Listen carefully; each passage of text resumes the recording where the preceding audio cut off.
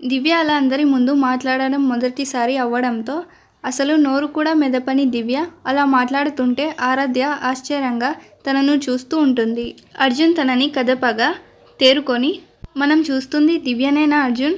అసలు ఒక్క మాట కూడా మాట్లాడేది కాదు కదా, ఎవరిని చూసినా భయపడేది.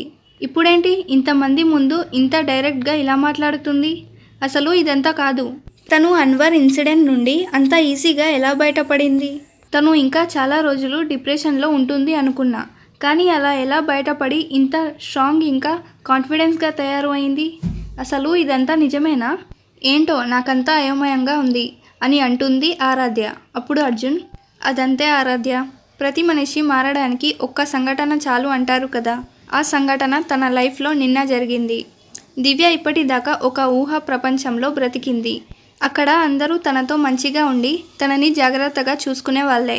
కానీ ఇక్కడికి వచ్చాక తన లైఫ్ తానే బ్రతకడంతో కొంచెం కాన్ఫిడెన్స్ తగ్గింది. ఆ తర్వాత అన్వర్ తన లైఫ్లోకి వచ్చాక తన జీవితం మొత్తం వాడి చేతిలో పెట్టేసింది. కానీ వాడు ఇలా తనని వదిలేశాక తనకు తానే రియలైజ్ అయింది. ఆ ఒక్క సంఘటన తనని ఇలా మార్చేసింది అని అంటాడు అర్జున్. ఆరాధ్య, ఈ మార్పు మంచిదే అంటావా అని అడుగుతుంది. ఖచ్చితంగా మంచిదే, నువ్వేమీ కంగారు పడకు, అంతా బాగానే జరుగుతుంది అని చెప్పాడు. ఆరాధ్య సరే అన్నట్టు తల ఊపింది. దివ్య వీళ్ళ దగ్గరికి రాగానే తనని ఆరాధ్య హద్దుకొని, సూపర్ చెప్పావే, ఇంకా ఈ దెబ్బతో అందరి నోళ్ళు మూత పడతాయి, ఎవడు నిన్ను మళ్ళీ గెలకడు, మనం ప్రశాంతంగా ఉండొచ్చు అని తనని గట్టిగా పట్టుకొని ఊపేస్తూ ఉంటుంది ఆరాధ్య. దివ్య కూడా చిన్నగా స్మైల్ ఇస్తూ, అమ్మా తల్లి, మనం ఇలానే ఉంటే క్లాస్కి లేట్ అయ్యిద్ది, అసలే ఫస్ట్ పీరియడ్ జాన్సన్ సార్ చంపేస్తాడు పద అని అంటుంది. అప్పుడు ఆరాధ్య పద పద అని వాళ్ళు అక్కడ నుండి క్లాస్కి బయలుదేరారు. ఇంకా ఆ రోజు నుండి దివ్య పూర్తిగా మారిపోయింది. ఆరాధ్య అర్జున్తో తప్ప ఎవరితోనూ అసలు మాట్లాడట్లేదు. ఒకప్పటిలాగా ఎంజాయ్ చేయట్లేదు, మనస్ఫూర్తిగా నవ్వటం లేదు. ఉంటే ఆరాధ్య అర్జున్తో ఉంటుంది, లేదా లైబ్రరీలో కూర్చొని చదువుకుంటూ ఉంటుంది. ఒకప్పటిలాగా చిన్న చిన్న వాటికి భయపడడం కూడా లేదు. తనకంటూ చదివే తన లక్ష్యంగా చేసుకొని పూర్తిగా దానిలోనే నిమగ్నం అయిపోతుంది. అర్జున్ ఆరాధ్యలు కూడా తను సంతోషంగా ఉంటే చాలు అని తననేమి డిస్టర్బ్ చేయట్లేదు. అన్వర్కేమో ఎందుకో రోజు రోజుకి పిచ్చి పట్టినట్లు అనిపిస్తుంది. తన మనసు మెల్లగా దివ్య లేని లోటును తనకు తెలియజేస్తూనే ఉంది. కానీ అన్వర్ ఆ మనసు మాట వినే లోపే సోనియా తనని డైవర్ట్ చేస్తూనే ఉంది. ప్రెషర్ తట్టుకోలేక అన్వర్ తాగుడుకు బానిసైపోతున్నాడు. ఇది అర్జున్ చూస్తూనే ఉన్నా కూడా పట్టించుకోవడం లేదు. ఇక ఒకరోజు అర్జున్, ఆరాధ్య, దివ్యలు లంచ్ చేస్తున్నారు.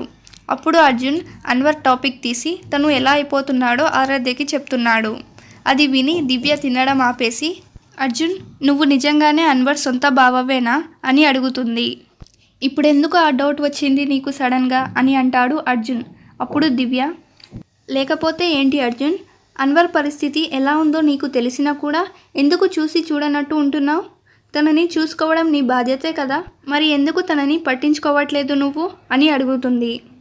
దివ్య, ఏమైంది నీకు? వాడు నీకు చేసింది నువ్వు మర్చిపోయావా? వాడు అంతా చేశాక కూడా ఎలా తనని డిఫెండ్ చేయగలుగుతున్నావు అని అడుగుతాడు అర్జున్. అప్పుడు దివ్య, నేను తనని డిఫెండ్ చేయట్లేదు, జస్ట్ నీకు చెప్తున్నా అంతే. అయినా నేను నిన్న మొన్న వచ్చిన దాన్ని, నా కోసం నువ్వు నీ రిలేషన్ని వదులుకోవడం నాకు ఇష్టం లేదు. ఇప్పుడు అన్వర్ని చూసుకోవడం నీ బాధ్యతే, అందుకే తనతో ప్లీజ్ మాట్లాడి తనను చూసుకో అని అంటుంది. కానీ వాడు అంతా చేశాక కూడా అని అర్జున్ అంటుంటే దివ్య, చూడు అర్జున్, ఏం జరిగినా కూడా అది మా మధ్య జరిగింది, దానితో నీకు ఎటువంటి సంబంధం లేదు. నా కోసం నువ్వు తనకి దూరంగా ఉండడం నాకు ఇష్టం లేదు. అందులోనూ తన పరిస్థితి ఏమీ బాగలేదు అని నువ్వే చెప్తున్నావు. మరి ఇప్పుడు తనని ఒంటరిగా వదలడం అంత మంచిది కాదు. సో ఇప్పుడు నీ కర్తవ్యం అన్వర్ని జాగ్రత్తగా చూసుకోవడం, సరేనా అని అంటుంది. అప్పుడు అర్జున్, తప్పకుండా చూసుకుంటా, నేను కూడా తప్పు చేశా, వాడిని అలా వదలకుండా ఉండాల్సింది అని మనసులో మాత్రం, అవును, వాడికి దూరంగా ఉంటే వాడు ఎప్పటికీ రియలైజ్ అవ్వలేడు, అదే మనం దగ్గరే ఉండి వారి సంఘర్షణని తొలగించాలి అనుకుంటూ ఆ రోజు నుండి అన్వర్తో కొంచెం కొంచెంగా మాట్లాడుతూ ఉంటాడు అర్జున్. అన్వర్ కూడా అర్జున్తో మాట్లాడుతూ ఇంతకు ముందులా ఉండడంతో కొంచెం కొంచెం సెట్ అయ్యాడు. కానీ ఇప్పటికీ తనలో ఏదో వెలితి అలాగే ఉంది. అది ఏంటో తనకు తెలియట్లేదు. ఇంకా అలాగే ఆ సెమిస్టర్ కూడా అయిపోయి దివ్య, ఆరాధ్యలు కాలేజ్కి వచ్చి 1 సంవత్సరం అయిపోయింది. ఈసారి కూడా దివ్య ఆరాధ్యలు ఇంటికి వెళ్ళలేదు. అన్వర్ అర్జున్లు కూడా ఏ ట్రిప్లకి వెళ్ళలేదు. కానీ పోయిన హాలిడేస్లో ఉన్న ఊపు మాత్రం ఎవరిలోనూ లేదు. ఇప్పుడు ఏదో ఉన్నామంటే ఉన్నామన్నట్టుగా ఉన్నారు అందరూ. ఇక ఎలాగో అలా ఈ హాలిడేస్ కూడా గడిచిపోయాయి. అలా దివ్య ఆరాధ్యలు సెకండ్ ఇయర్కి, అన్వర్ అర్జున్లు థర్డ్ ఇయర్కి వచ్చేశారు. ఆ వ్యక్తి కూడా థర్డ్ ఇయర్కి వచ్చేశాడు. కాలేజ్ కూడా ఓపెన్ అయిపోయింది. వీళ్ళంతా విధావిధిగా కాలేజ్కి వస్తూ ఉంటారు. మళ్ళీ ఎప్పటిలాగే క్లాసెస్ అటెండ్ కావడం జరుగుతూ ఉంటాయి. అలా ఉండగా ఒకరోజు ఆరాధ్య అర్జున్లు ఏదో పని మీద వెళ్ళగా దివ్య లైబ్రరీలో బుక్స్ చూస్తూ ఉంటుంది. తను అలా చూస్తూ వెళ్తూ చూసుకోకుండా ఒకరిని డాష్ ఇచ్చేస్తుంది. తను వెంటనే ఆ గుద్దిన వ్యక్తి వైపు చూస్తూ సారీ అండి, వెరీ సారీ, చూసుకోలేదు అని తనని చూసి ఒక్కసారిగా గట్టిగా నవ్వేస్తూ ఉంటుంది. ఎందుకంటే ఆ ఎదురుగా ఉన్న వ్యక్తి ఎత్తు పళ్ళతో, ఫుల్ నూనె పెట్టిన జుట్టుతో, పెద్ద కళ్ళజోడు పెట్టుకొని, చేతి నిండా బుక్స్ పట్టుకొని వెర్రిగా తల గోక్కుంటూ ఉన్నాడు. తనని అలా చూస్తే చిన్న పిల్లలను చూసినట్టు అనిపించి చాలా రోజుల తర్వాత మనస్ఫూర్తిగా నవ్వుతూ ఉంటుంది దివ్య. ఆ అబ్బాయి దివ్య నవ్వునే చూస్తూ మీరు నవ్వితే చాలా బాగున్నారండి అని పళ్ళని బయట పెట్టి అంటాడు. అతను చెప్పిన విధానానికి దివ్య ఇంకా గట్టిగా నవ్వుతూ ఉంటుంది. ఆ అబ్బాయి మళ్ళీ నాలిక కరుచుకొని నన్ను క్షమించండి, ఏదో నోటి దూల కొద్దీ అలా అన్నాను, ఈ అన్నీ ఏమీ పట్టించుకోమాకండి అని అంటాడు. అప్పుడు దివ్య ఇట్స్ ఆల్ రైట్ అని అక్కడి నుండి వెళ్ళిపోతూ ఉండగా ఆ అబ్బాయి తనని ఆపి నాతో మీరు ఫ్రెండ్షిప్ చేస్తారా అండి, నాకు ఎక్కువ మంది ఫ్రెండ్స్ లేరు అండి అని ఆ అబ్బాయి చాలా అమాయకంగా అని తన చేయి ముందుకు చాపుతాడు. దివ్య కూడా తనతో చేయి కలిపి ఖచ్చితంగా అండి అని తన చేయి పట్టుకొని ఊపేస్తూ ఐఎమ్ దివ్య అని అంటుంది. అప్పుడు ఆ అబ్బాయి ఐఎమ్ ప్రశాంత్ అని క్యూట్గా స్మైల్ చేస్తూ అంటాడు. దివ్య అందుకు నవ్వుతూ వీళ్ళు అలాగే బుక్స్ అన్నీ చూస్తూ కొన్ని బుక్స్ తీసుకొని వాటిని పట్టుకొని లైబ్రరీ నుండి బయటకి వచ్చి కారిడార్లో నడుస్తూ ఉంటారు. దివ్య తనతో కొంచెం తొందరగానే కలిసిపోయి నవ్వుకుంటూ మాట్లాడుతూ ఉంటుంది. అప్పుడే అటుగా వెళ్తూ వీళ్ళని చూసిన అన్వర్కి దివ్య అలా ఒక అబ్బాయితో నవ్వుతూ మాట్లాడడం చూసి ఎక్కడో మండుతుంది. దివ్య అన్వర్ని చూస్తుంది కానీ ఇగ్నోర్ చేసి ప్రశాంత్తో నవ్వుకుంటూ వెళ్ళిపోతుంది. అన్వర్కి దివ్య అలా తనని ఇగ్నోర్ చేసి వెళ్ళిపోవడం నచ్చక చాలా చిరాకొచ్చి దివ్య వెళ్ళిన వైపు చూస్తూ ఉంటాడు. అప్పుడే అక్కడికి సోనియా వచ్చి బేబీ మనం షాపింగ్కి వెళ్దాం అని అన్వర్ మీద పడుతూ ఉంటుంది. అప్పటికే అసహనంగా ఉన్న అన్వర్ సోనియా తన మీద పడుతుంటే ఇంకా కోపం వచ్చి get the hell out of here అని తనని తోసేసి వెళ్ళిపోతాడు. అన్వర్ కోపానికి భయపడిన సోనియా సైలెంట్గా ఉండిపోతుంది. తనకి అన్వర్ ఎందుకు ఇలా ఉన్నాడో తెలియట్లేదు. అన్వర్ ఏంటి ఇంత వైల్డ్గా ఉన్నాడు, అందులోనూ ఇప్పటిదాకా బాగానే ఉన్నాడు కదా, ఇప్పటికెప్పుడు ఏమైంది అని ఆలోచిస్తూ ఉండగా తనకి దివ్య ప్రశాంత్ కలిసి నడుస్తూ వెళ్తూ కనిపిస్తారు.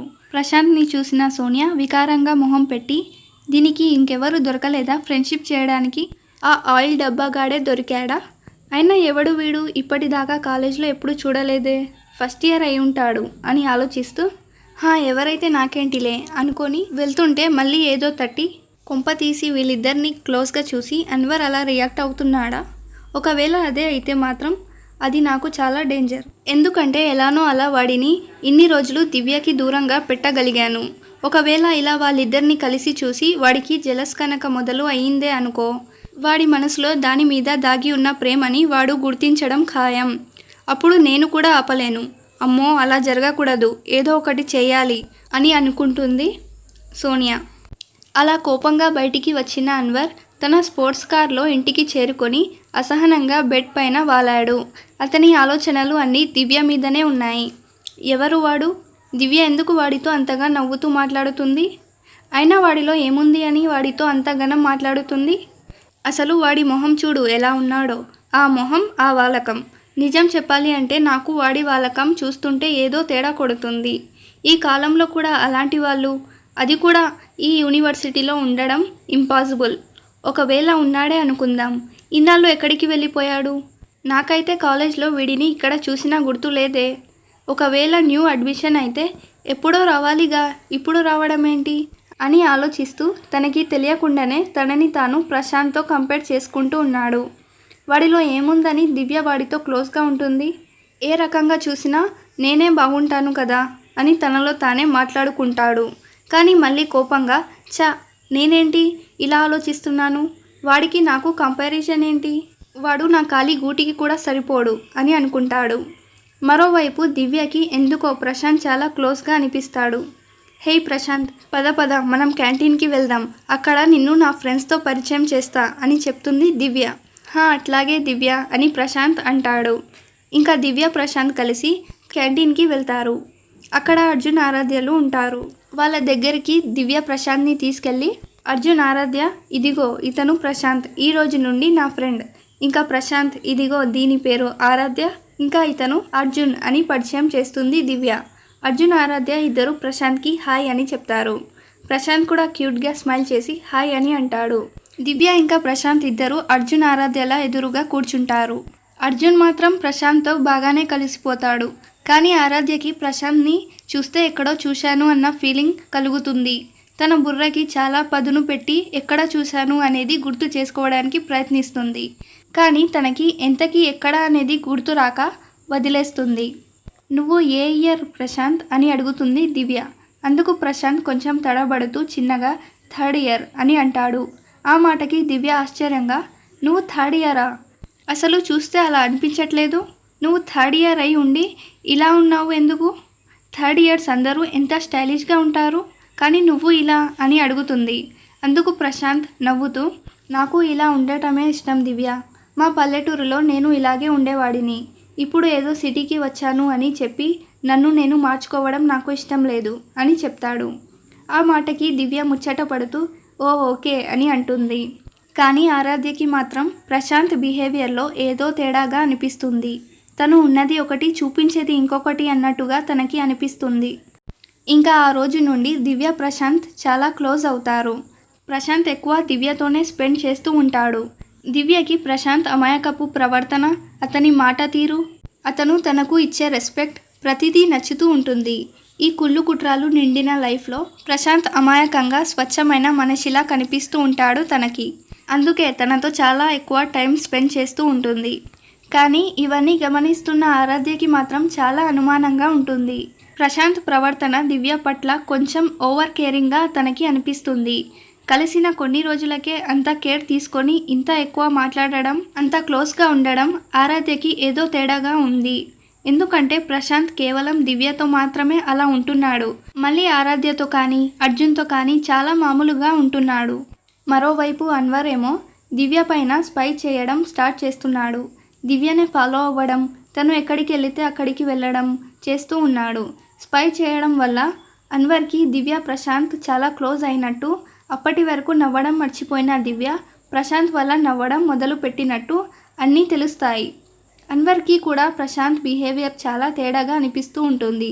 ప్రశాంత్కి దూరంగా ఉండమని దివ్యకి చెప్పినా దివ్య ఎలాగో తన మాట వినదని తెలిసి అన్వర్ ఒకరోజు ప్రశాంత్ క్లాస్కి వెళ్తుంటే తనని పిలుస్తాడు. అట్లీస్ట్ ప్రశాంత్ని అన్న బెదిరించి దివ్యకి తనని దూరం చేద్దామని. అలా ప్రశాంత్ అన్వర్ పిలిచినందుకు కొంచెం అయోమయంగానే అన్వర్ దగ్గరికి వస్తాడు. ప్రశాంత్ తన దగ్గర రాగానే కోపంగా ప్రశాంత్ కాలర్ పట్టుకొని ఊపేస్తూ, అన్వర్ ఏంట్రా ఎక్స్ట్రాలు చేస్తున్నావు అని కోపంగా అడుగుతాడు. అందుకు ప్రశాంత్ భయంగా, నేనేం చేశాను సార్ అని అడుగుతాడు. అప్పుడు అన్వర్, ఏం చేశావో తెలీదురా నీకు? ఏంటి ఈ మధ్య దివ్యతో చాలా క్లోజ్గా ఉంటున్నావు? ఎప్పుడు దానితోనే తిరగడం, దానితోనే ఉండడం? ఏంటి సంగతి? నీ తెలివి నాకు తెలీదు అనుకుంటున్నావా? అంతా తెలుసు. దానితో క్లోజ్గా ఉండి చివరికి దాన్ని నీ ప్రేమలో పడేలా చేసుకోవడమేగా నీ ప్లాన్. చంపేస్తా అలాంటి ఆలోచనలు పెట్టుకుంటే. ఇంకొకసారి నిన్ను దివ్య చుట్టూ పక్కల ఎక్కడ చూసినా చంపి పాడేస్తా. గుర్తుపెట్టుకో. నువ్వు దివ్యతో ఎంత దూరంగా ఉంటే నీకు అంత మంచిది అని గట్టిగా వార్నింగ్ ఇచ్చి తన కాలర్ని అలాగే విసురుగా వదిలేస్తాడు. అన్వర్ వార్నింగ్కి ప్రశాంత్ బికచచ్చిపోయాడు.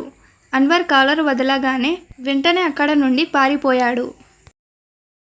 ప్రశాంత్ దివ్యకి దూరంగా ఉంటాడా? ఈ విషయం దివ్యకి తెలిస్తే ఎలా రియాక్ట్ అవుతుందో నెక్స్ట్ పార్ట్లో చూద్దాం.